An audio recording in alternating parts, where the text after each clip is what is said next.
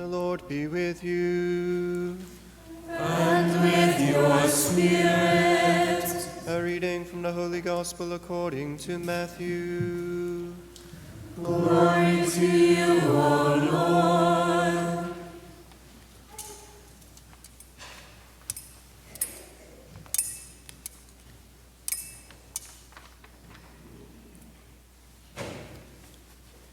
When Jesus saw the crowds, he went up the mountain, and after he had sat down, his disciples came to him.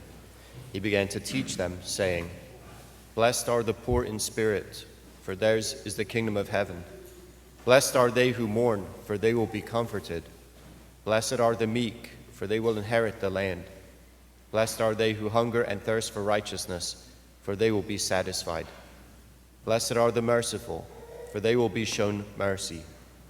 Blessed are the clean of heart, for they will see God. Blessed are the peacemakers, for they will be called children of God. Blessed are they who are persecuted for the sake of righteousness, for theirs is the kingdom of heaven.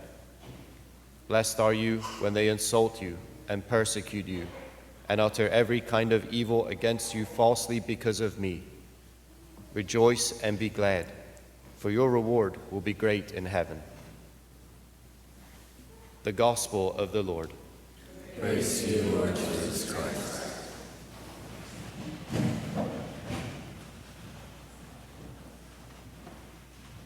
Good, my friends. Well, we're celebrating the feast, the Solemnity of All Saints, and there's no better occasion than this to remind you that you are, each and every one of you, called to be a saint. You're called to be saints. You're called to be saints. Yeah, you're saints.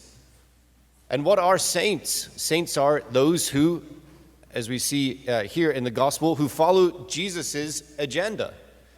They look to Jesus, they entrust themselves to him, they trust Jesus, and they follow in the way of Christ Jesus.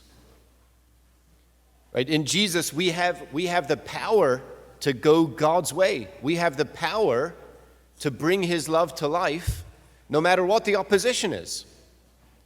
And here we see that if we endeavor to bring God's love to life, if we trust and follow Jesus, then we are likely to be those who are counted as blessed. Blessed because we are poor in spirit, because we mourn, because we're meek, we hunger and thirst for righteousness. We're simply not satisfied with the way the world is. And we want to be part of God's plan to restore his world. And the restoration of his world comes about only by love, only by our commitment to loving God with our whole heart, mind, soul, and strength, and then embodying his love for the people that he entrusts to our care. We think of the saints. We think of the saints that we know, right? The saints that the church has canonized. They each in their own way, in their own time, in their own place, they embodied the love of God. They went where Jesus sent them. They followed him all the way there. And they brought God's love to life where they were. Do we study the saints? Have we been called into fellowship with the saints? We have. Do we have friends who are saints? Well, I mean, they're all around you, right? We're all saints together. We're all trying to be saints together. But do we have canonized saints as our friends? Do we keep company with the saints? Do we learn from their example? Do we see in their lives and through their witness just how far God's love can go in changing the world? Now, but here, my friends, we're in the most important place. We're here in a saint-making factory, right? It's not a factory, no. We're here in a saint-making community that is gathered around the Lord. Every saint can check this out. Every saint is a saint of the Eucharist. Every saint is a saint of the Eucharist. Because receiving the body and blood of Christ, they become the body and blood of Christ.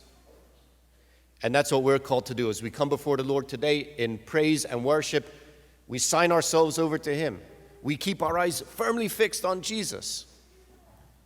And as we entrust ourselves to him, as we follow in his way, we have the power of his own life of love at work in us and working through us to bring God's love to life wherever we find ourselves today.